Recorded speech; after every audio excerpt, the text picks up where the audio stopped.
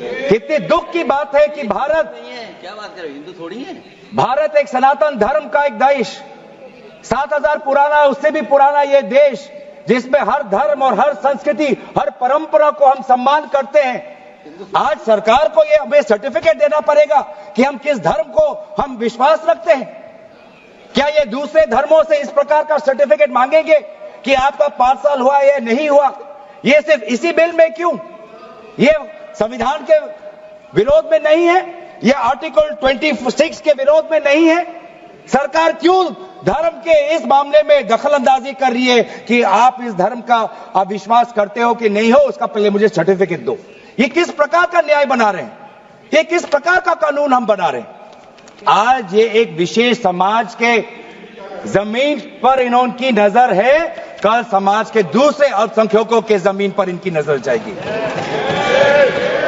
आज ये बिल सिर्फ एक विशेष समुदाय के जमीन पर इनकी नजर है, कल दूसरे समुदायों के जमीन पर इनकी नजर जाएगी। हम संशोधन के विपक्ष में नहीं, लेकिन संशोधन इस प्रकार का हो जिससे बिल का रूपायन, जिससे बिल और ताकतवर बने।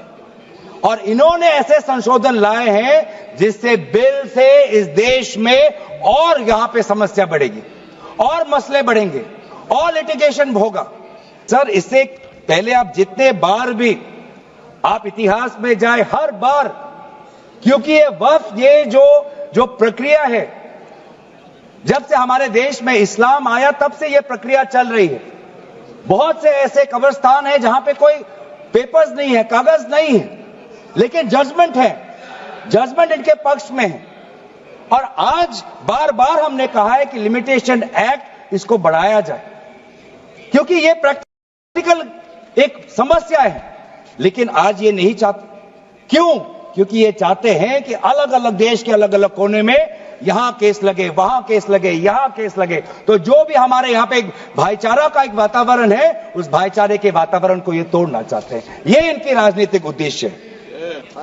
किस कौम को आप भ्रमित करना चाहते हैं?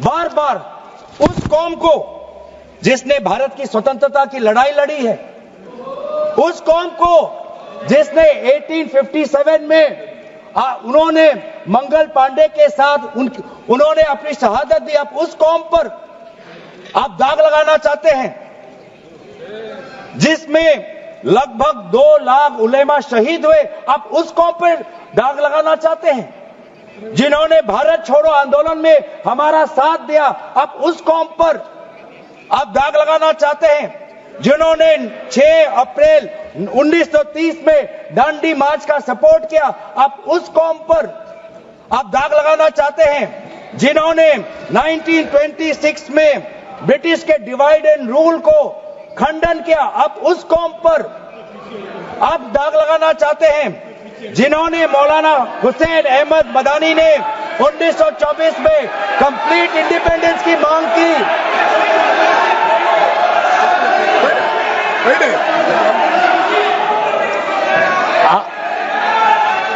जब आप